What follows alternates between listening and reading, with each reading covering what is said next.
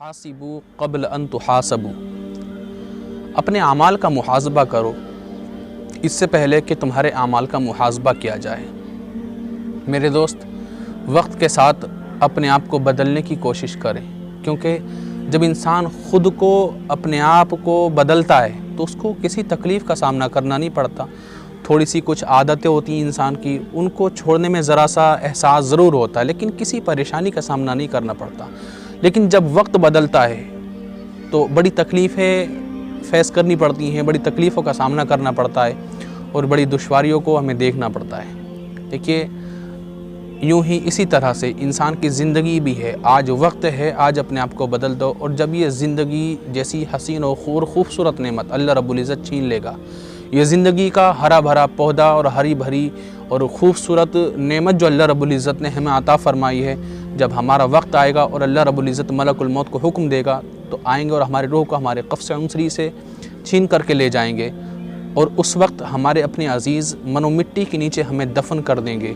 फ़रिश्ते सवाल व जवाब पूछेंगे, तो उस वक्त क्या हम किसी भी तरह से अपना बचाव कर सकते हैं? अगर हमने नेक अमल नहीं किए हैं, हमने अपनी ज़िंदगी में बेहतर किरदार नहीं निभाया है, और अगर हमने चोरी की है, ज़िना किया है, झूठ बोले, गद्दारी की है, धोखा दिया है, लोगों को गीबत की है, उस वक्त हमारे पास क्या जवाब होंगे?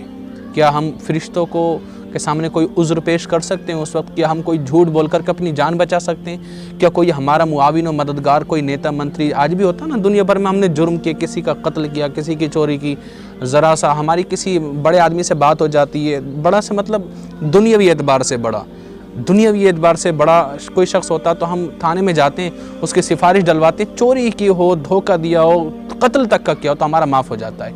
क्या हमारे जो गुनाह दुनिया में हमने किए हैं, जब फ़रिश्ते हमसे उसके बारे में कब्र के अंदर पूछेंगे, तो क्या कोई हमारा सिफारिशी आएगा अल्लाह और उसके रसूल के अलावा हमारी सिफारिश करने के लिए?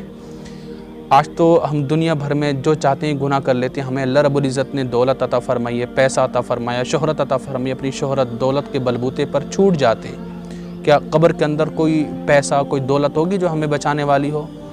और उस वक्त अगर फ़रिश्ते हमसे पूछने लगे, सिर्फ़ एक ही वक्त का हिसाब मांगने लगे कि फ़जर की नमाज़ क्यों नहीं पढ़ी थी, तो आज तो हम उज़्र पेश कर देते हैं ना कि दिन भर थके थे, रात को ताख़िर से सोए थे, तो सुबह में आँख नहीं खुली। क्या फ़रिश्तों के सामने इस तरह की बात करने की हमारी हिम्मत और जसारत होगी कि हम ये उज़्र पेश कर सकते हैं? और इस उज़्र को पेश करके कि हम फ़रिश्तों की सख्ती से बच सकते हैं? हरगिज़ नहीं हो सकता। मेरा सवाल अपनी माँ बहनों से है और अपने परिवार सब लोगों से मेरा सवाल है ये, अल-मुख्तसर सब लोगों से मेरा सवाल है ये कि हमारा अपना भाई, हमारा बेटा, कोई जब दिन भर काम से थक जाता है और रात को सोता है, तो फजर में हमारी माँ बहनें उसको जगाती नहीं है कि मेरा बेटा दिन भर उसने मेहनत और मशक्क़त की है, रात में ताख़िर से थका हुआ है वो, लिहाजा उसको ना जगाया जाए। क्या आपके इस प्यार की वजह से वो तो सोता रहा, उसने फजर की नमाज़ छोड़ दी क्योंकि आपने उसको जगाया नहीं था। अगर आपके इस प्यार की वजह से कब्र के अंदर क़यामत तक उसको जगाए रखा, फ़रिश्तों ने उसको सख्ती देते रहे, तो क्या आपका ये प्यार उसके काम आएगा? क्या आपकी ये मोहब्बत उसको कब्र के अंदर फ़रिश्तों के अज़ाब से बचा पाएगी?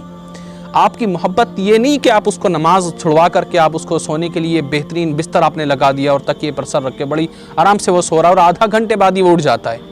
बल्कि आपकी मोहब्बत तो ये है कि आधा घंटा नमाज का वक्त निकलने के बाद नहीं, बल्कि नमाज का वक्त निकलने से आधा घंटा पहले उसको जगाएं ताकि वो नमाज़ पढ़े, कुरान की तिलावत करे, और जो सुबह हो, इतनी हसीन सुबह हो कि खुदा के नाम से उसकी शुरुआत हो। खुद आप सोचें कि वो सुबह कितनी हसीन और ख़ूबसूरत होगी कि जिस सुबह की इब्तिदा ही खुदा के नाम से हुई हो। मेरे अजीज़, अभी भी वक्त है, अपने आप को बदलने की कोशिश करें। शिकायत करते हैं कि हमारी आँख नहीं खुलती। भाई, इंसान से बढ़कर कुछ काम नहीं होता। आप खुद कहते हैं, आपका खुद का कहना है कि कितना भी बड़ा काम हो इंसान उसको कर ही लेता है। हम अपने घर बार को छोड़ करके खाना अपने हाथों से बना लेते हैं, अपने हाथों से सारे काम हम अपने हाथों से कर लेते हैं, और जब अगर हमें ड्यूटी जाना होता तो 5 बजे ही नहीं, हम 3 बजे की अगर ड्यूटी हो तो 3 बजे हमें उठना पड़ जाता। क्यों उठ जाते हैं भाई उस वक्त? क्या आपको अपने जो आपका ऑफिस का जो हेड है, जो आपका बॉस है, क्या उससे डर लगता है? क्या खुदा से डर नहीं लगता, जिसका खाते हैं, जिसकी ज़मीन पर रहते हैं, जिसका पानी पीते हैं, जिसका आसमान हमारे ऊपर सायाबान बना हुआ है, साया बना हुआ, कि उससे हमें कोई खौफ नहीं है? क्या हमें नहीं पता कि हमें उसके बारगाह में भी जाना, उसके ऑफिस में हमें जाना और जाकर के हमें हाज़िरी देनी है? ज़रा सोचें, और वक्त है अभी, वक्त के साथ अगर बदल जाओगे मेरे अजीज़ तो तकलीफ़ नहीं होगी, लेकिन अगर वक्त बदलने के बाद खुद को बदलने की कोशिश अगर आप करना भी चाहें तो